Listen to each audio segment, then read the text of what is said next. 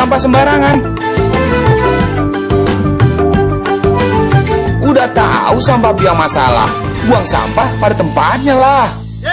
Iya ya, kalau bukan kita siapa lagi? Ayo kita buat Jakarta jadi bersih.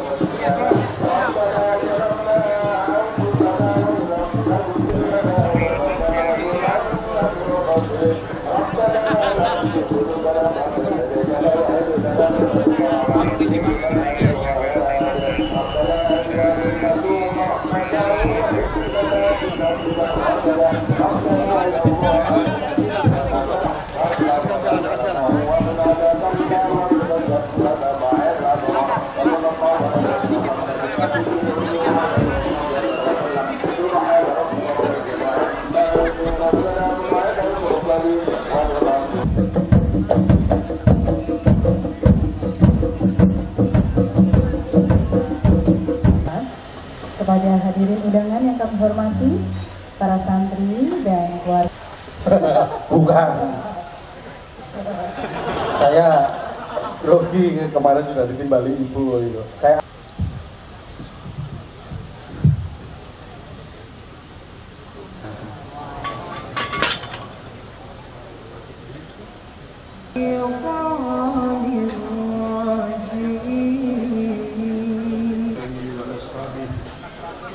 wakil khulafair rasyidin Abi Bakar wa Umar wa Utsman wa Ali radhiyallahu anhu khususan ila ruh sultanil awliya Syekh Abdul Qadir Al-Jailani wa Syekh Abdul Hasan As-Sabuni wa Syekh An-Naqshbandi ila arwahil awliya alladzina balal mu'minina wa muslimin jannah wa yanfa'una bi ulumihim wa aqwalihim wa asrarihim ila arwahil muslimina wal muslimat wal mu'minina wal mu'minat khususan ila ruhil marhum. Bismillahirrahmanirrahim. Alif Lam Mim. Dzalikal kitabu la raiba fihi hudan lil muttaqin alladzina yu'minuna bima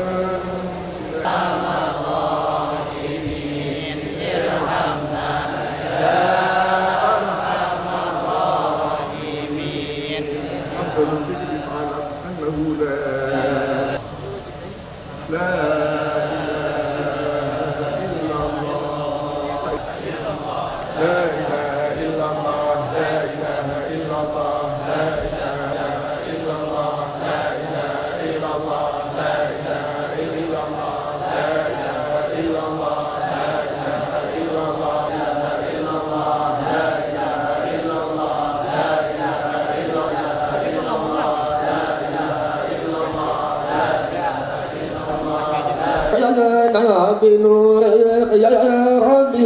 رضانا ورحمانا يا ربي وثلنا لك يا ربي هدنا من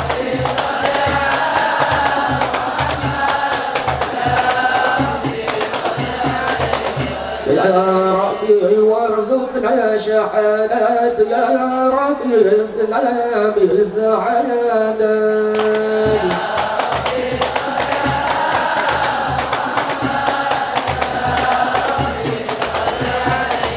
يا ربي واغفر لكل معجل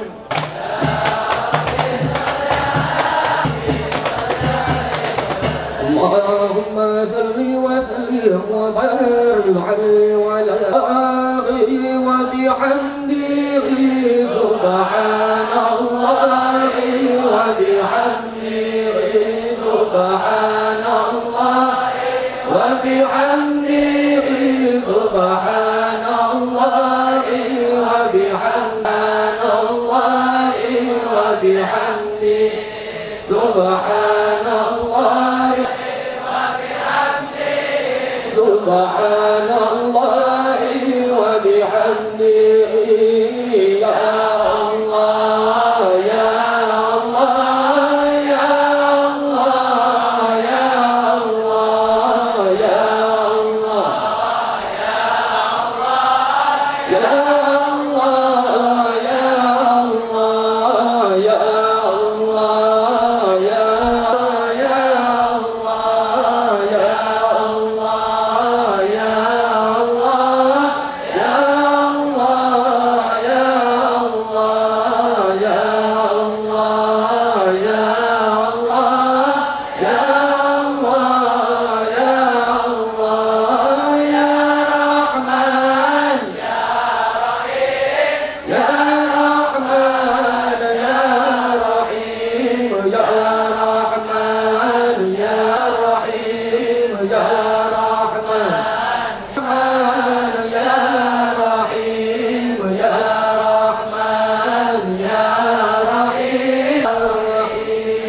Bismillahirrahmanirrahim. Alhamdulillah rabbil alamin.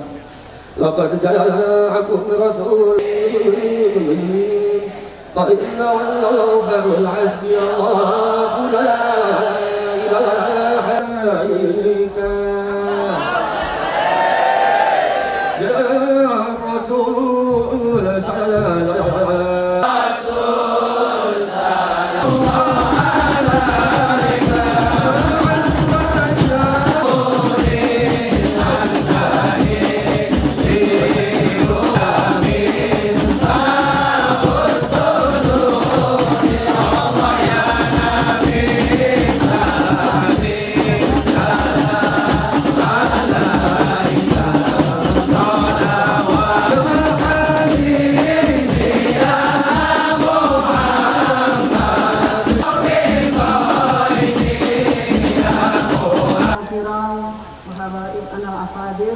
khususan Haji Abdurrahman Wahid menyelenggarakan haul atau peringatan wafatnya Gus Dur yang keempat. Ini dimaksudkan bagi kita semua untuk melakukan upaya ihtidak dan iqtidak, mengambil hidayah maupun mengambil pelajaran, uswah, teladan atas apa yang telah dilakukan Gus Dur selama beliau masih ada. Memang mengambil pelajaran dari apa yang dilakukan Gus Dur itu gampang-gampang susah. Kenapa gampang-gampang susah? Karena Gus Dur itu ibaratnya teks agama, sifatnya ada yang muhkamat atau terang benderang, tapi juga ada yang mutasyabihat, yaitu sama-sama bingung, bikin orang jadi bingung. Apa ini maksudnya Gus Dur? Bahkan ada teman saya, orang Amerika, mengatakan ada 4 mysteries in life, katanya. Birth, death, marriage, and Gus Dur. Ada 4 misteri kehidupan, yaitu kelahiran, kematian, lalu jodoh, yang terakhir Gus Dur, katanya. Saking bingungnya untuk memahami Gus Dur. Namun dari berbagai hal yang jelas maupun yang samar-samar yang harus kita pikirkan mendalam tentang Gus Dur, ada 2 hal yang sangat terang benderang yang telah dilakukan Gus Dur selama beliau hidup. Dan kita berharap melalui acara seperti haul pada hari ini, apa yang dilakukan oleh Gus Dur itu tetap bisa kita uri-uri atau kita hidupkan dalam kehidupan kita ke depannya. Teladan yang pertama dari Gus Dur adalah keberpihakan beliau kepada yang lemah. Selama ini Gus Dur seolah-olah dipahami hanya sebagai pembela minoritas saja. Namun sebetulnya yang lebih utama, Gus Dur itu adalah pembela mereka yang lemah atau kaum mustad'afin. Siapapun mereka, apapun golongannya, apapun agamanya, apapun sukunya, semua yang dilemahkan, semua yang dianiaya, semua yang dipinggirkan dibela oleh Gus Dur. Teladan yang kedua dari Gus Dur adalah sikap hidup beliau yang sangat bersandar kepada keikhlasan dalam menjalani kehidupan beliau. Banyak contoh yang kita lihat yang mencerminkan sikap keikhlasan tersebut. Bahkan paling ekstrimnya, dalam sakitnya beliau tidak pernah mengeluh kepada Allah. Karena mengeluh artinya tidak ikhlas menerima takdir dari Allah. Sikap hidup beliau yang seolah-olah penuh humor, ya kan? Pasti banyak yang tahu humor-humornya Gus Dur ya. Sesungguhnya juga penjelmaan dari sikap ikhlas tersebut. Waidah fakir yasir walatu asir adalah inspirasi dari cara pandang Gus Dur yang mencoba mencari solusi mudah bagi semua persoalan-persoalan yang kadang kelihatannya sulit. Yang kemudian oleh beliau diartikulasikan dalam kalimat, gitu aja kok repot. Ya jangan dipersulit kalau bisa dipermudah. Nah, karena bagi Gus Dur hidup itu harus ikhlas.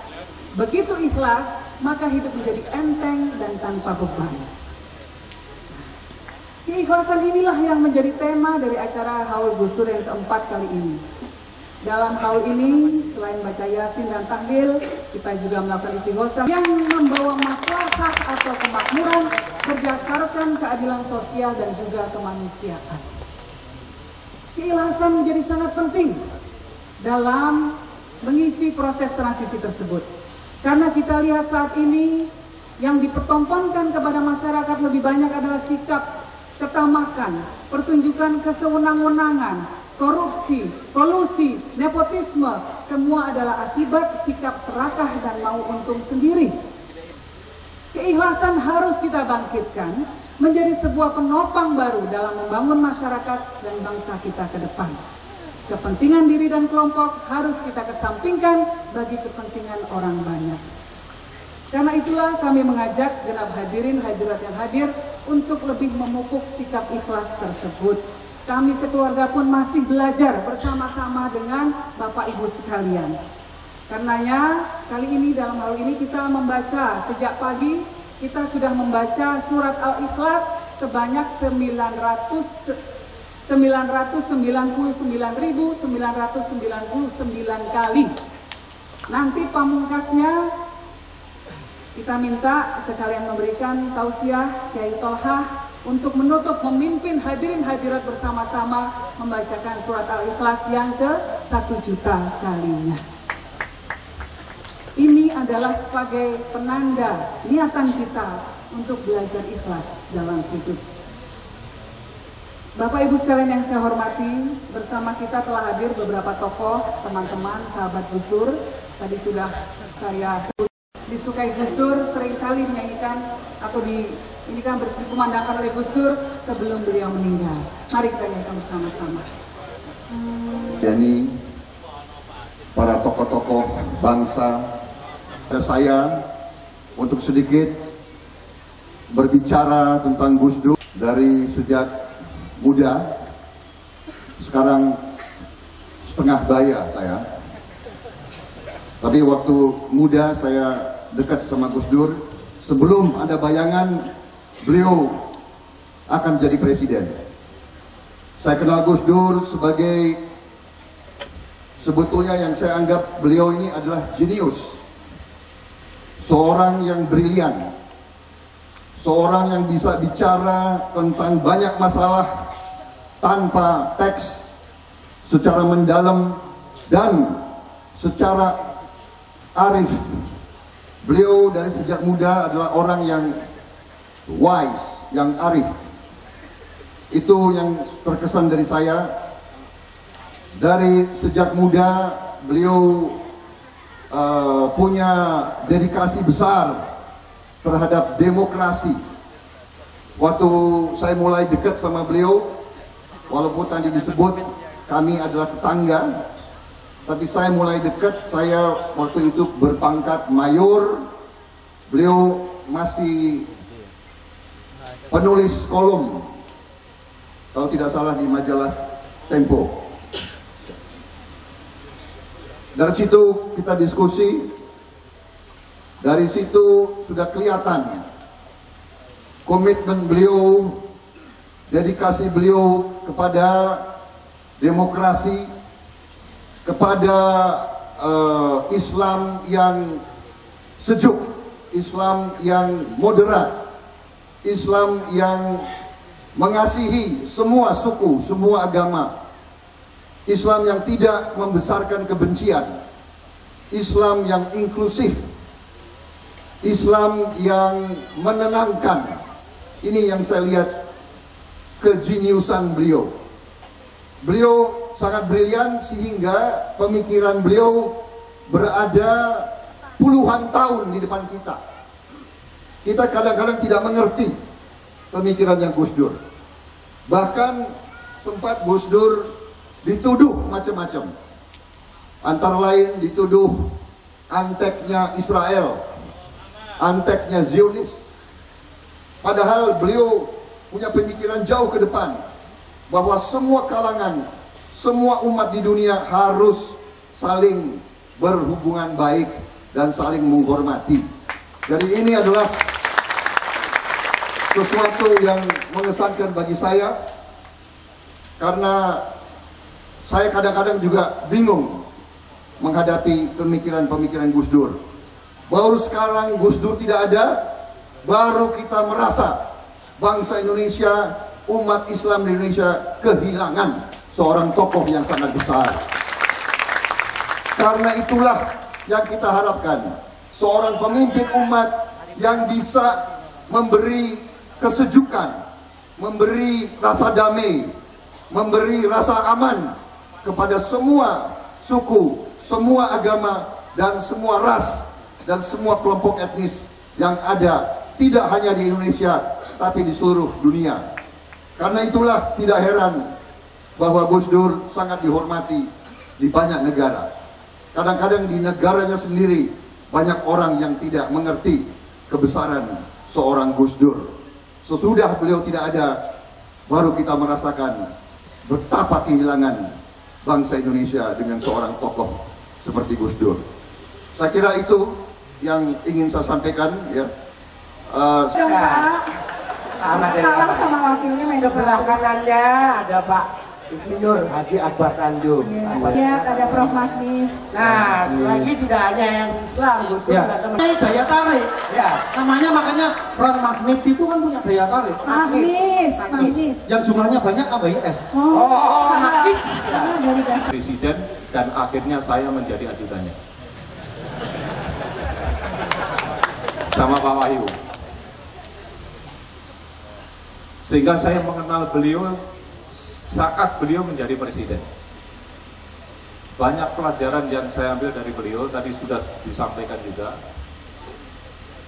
Satu ayat yang saya sampaikan tadi, bahwa kiblat kita berbicara, kiblat kita memimpin keluarga, memimpin masyarakat, memimpin negara ini adalah junjungan kita Nabi besar Muhammad SAW. Oleh karenanya saya kira cara yang diterapkan oleh beliau itu adalah mencontoh bagaimana Nabi kita memimpin umat, memimpin keluarga, memimpin negara, dan memimpin kita semuanya. Sehingga kejujuran yang ditampilkan, keberanian yang ditampilkan, dan seluruh yang ditampilkan oleh beliau adalah mencontoh. Laqad kana lakum bi Rasulillah, sesungguhnya di dalam diri Rasulullah terdapat suri toladan. Dan itulah sebetulnya suri toladan yang harus kita toladani bersama, apapun profesi kita masing-masing. Kalau kita mentauladani dari aspek apapun yang kita lakukan, maka tidak mungkin akan terjadi persoalan-persoalan yang berkembang saat ini, yang menimbulkan berbagai persoalan bangsa yang kita hadapi bersama saat ini. Dan tadi habis yang saya ambil juga, ini pelajaran dari beliau bahwa Muhammad diutus ke muka bumi. Sinta dan seluruh keluarga besar Gus Dur. Pertama terima kasih kepada pejabat tinggi negara, para ibu-ibu muslimat, para santri, media, dan undangan. Selamat malam, salam sejahtera kita semua. Saya kenal Gus Dur itu karena setelah beliau tidak jadi presiden, saya kenal Mbak Yeni dulu. Nah, saya waktu itu terpilih jadi bupati di tempat yang muslimnya 93%. Kalau kita gunakan peta politik, Belitung itu tahun 55, terus pemilu itu yang menang itu Partai Masyumi sebetulnya. Maka yang kuasai sana itu Partai Bulan Bintang. Nah, saya orang muslim. Lalu saya kenal, lalu kemudian 16 bulan setelah jadi bupati, saya harus berhenti. Kenapa? Karena saya ingin sekali Undang-Undang Nomor 40 tahun 2004 tentang Sistem Jaminan Sosial Nasional itu berlaku di Indonesia. Nah, saya mengusulkan pada gubernur supaya dilakukan, karena saya percaya tidak mungkin kita menghadapi pertempuran perdagangan bebas Asia Tenggara 2015 kalau kita tidak memiliki jaminan sosial nasional. Kesehatan, pensiun, kematian, hari tua, kecelakaan, itu yang ada di pikiran saya. Nah, waktu usul pada gubernur bilang tidak mau. Kalau mau nyalon gubernur, nantang kira-kira gitu. Tapi waktu itu saya harus berhenti dari bupati. Nah, dan tidak ada partai yang mau mendukung saya. Saya telepon Mbak Yeni, yang ada kursi satu saja di provinsi hanya PKB. PKB-nya Pak Gus Dur. Masih temuin Pak Muhaimin, dulu ada Hanif, saya temu. Waktu itu pertanyaan Gus Dur sederhana sekali. Kenapa mau berhenti? Apa maunya gitu kan? Saya bilang saya ingin mewujudkan ada pensiun pertama di Indonesia, Provinsi Bangka Belitung. Supaya orang tua bisa ada pensiun, kesehatan sudah jalan. Gus Dur tertarik. Lalu di sini ada Bang Bursa, ini Partai Bintang Reformasi. Karena partai itu 0,0, beliau ada 3% kira-kira. Saya temui beliau juga. Beliau tanya, ada berapa teman, masa partai Islam dukung kafir gimana kira-kira gitu kan. Tapi beliau panggil saya ketemu. Terus beliau tanya, maunya apa? Saya jual nama Gus Dur. Gus Dur udah dukung saya bang. Kira-kira gitu. Kenapa mau dukung? Nah, saya ceritakan soal AFTA 2015. Kalau saya jadi gubernur Bangka Belitung, saya punya 8 tahun untuk menyiapkan Bangka Belitung menjadi pusat pertempuran negara Asia Tenggara. Itu saya sampaikan. Akhirnya begitu dicalonkan, ini yang repot. Hanif, saudara Hanif dan Pak Muhaimin mengatakan, jangan ngarap Gus Dur mau kampanye buat kamu, karena Gus Dur sudah sakit cuci darah, semua tidak ada yang kampanye. Bahkan calon PKB langsung pun tidak kampanye lagi. Saya bilang, saya akan ngomong sama Gus Dur. Terus saya cerita, Gus Dur bilang, iya saya mau kampanye buat kamu. Tapi Gus, tidak ada pesawat charteran pribadi Gus, uang saya tidak cukup. Naik pesawat Sriwijaya Air saja Gus, tidak apa-apa. Tapi pesawatnya terbang jam 6 Gus, nanti tidak apa-apa. Sholat subuhnya gimana Gus? Di bandara saja katanya. Ini semua oke. Padahal begitu terbang ke Bangka, balik lagi cuci darah untuk berangkat lagi. Dan kita tahu kan, saya bisa mengerti kenapa Gus Dur tidak baik kampanye. Sebagai mantan presiden, kalau kampanye tidak mungkin dikawal polisi. Tidak ada yang mau for itu. Dan kampanye selebarannya itu menyakitkan. Gus Dur kiai palsu, mendukung kafir jadi gubernur. Lalu saya bacakan sama Gus Dur, Gus, ini bilang Gus Dur kiai palsu, biarin aja. Saya bilang ini ditempel di mana-mana Gus. Tidak ngerti Islam itu katanya, tidak ngerti Al-Quran. Islam tidak begitu, kata beliau. Itu yang itu tuh tidak ngerti isi Al-Quran, biarin saja, kata Gus Dur. Ya Gus Dur aja begitu, saya sebetulnya agak marah gitu ya. Karena tempelin kemana-mana kan, kafir menang, kami jihad, mau bakar toko-toko, mau bakar gudang-gudang. Nah begitu Dicurangin, Gus Dur waktu itu tidak terima sama Mbak Yeni. Kita bawa ke MA waktu itu, bisa menang, tapi diancam rusuh. Lalu saya waktu itu lagi cuci darah, Gus Dur di RSCM.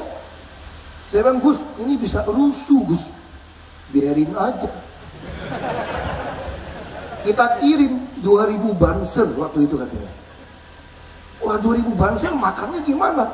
Bikin tenda saja, naik kapal gitu, kasih makan saja. Saya bilang, Gus, kalau nanti banser, nanti bisa mati orang nanti. Saya bilang, ribut. Gus Dur bilang, gak mungkin katanya, gak berani lawan banser, kira-kira gitu kan.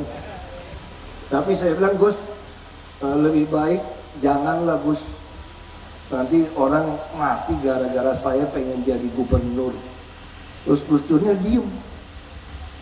Terus saya bilang, Gus, orang Tionghoa, turunan Tionghoa belum bisa lah Gus jadi gubernur. Gubernur itu cuma 33 Gus di tanah air ini. Beliau diam, dia bilang begini, siapa bilang jadi presiden aja bisa kamu, katanya. Itu Gus Dur kasih semangat. Jadi kalau orang bilang saya berani berpolitik hari ini, ya karena Gus Dur yang kasih saya semangat, kasih saya keberanian. Nah, lalu setelah gagal, ada radio Hutan Kayu menyelenggarakan talk show tentang SJSN, Sistem Jaminan Sosial Nasional. Dan Gus Dur ngajak saya lagi bicara bahwa kita penting punya SJSN. Dan kita bersyukur hari ini, tahun depan 1 Januari 2014, negara kita akan pertama kali melaksanakan SJSN, BPJS. Dan inilah cita-cita Gus Dur, supaya setiap orang punya keadilan sosial, bukan bantuan sosial yang hanya dibantu ketemu, tapi setiap warga punya jaminan kesehatan, jaminan pensiun. Nah, itu yang Gus Dur ingin lakukan. Makanya Gus Dur selalu katakan, saya ingin lihat ada gubernur Tionghoa pertama, dan itu adalah kamu yang bisa melaksanakan SJSN dengan baik. Maka hari ini saya merasa tetap berhutang pada Gus Dur. Saya bukan habitat saya di dunia politik, jujur saja.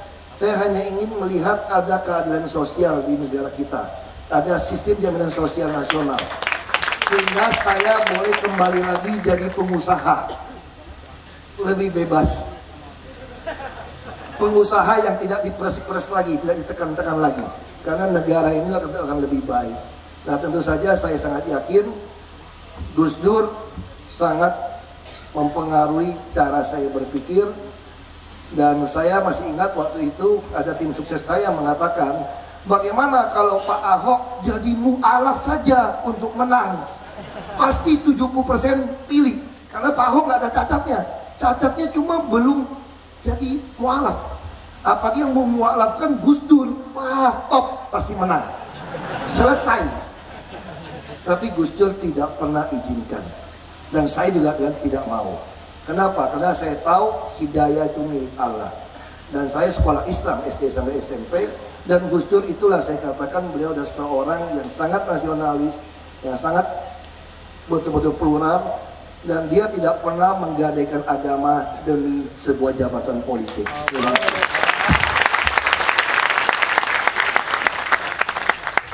Lihat gambar wajah seorang pemimpin yang muncul di stiker, di kaos oblong, di pantat truk. Pemimpinnya dadah-dadah. Piye? Depan bang ya, sorry bang ya. Bang, maaf bang. Kami jalan bang. Ya bentar bang. Lagi doa. Lagi doa. Sambil jalan aja bang. Saya harus berangkat ke luar negeri, jadi saya minta izin duluan. Ya. Sambil jalan. Bro. Aduh, iya.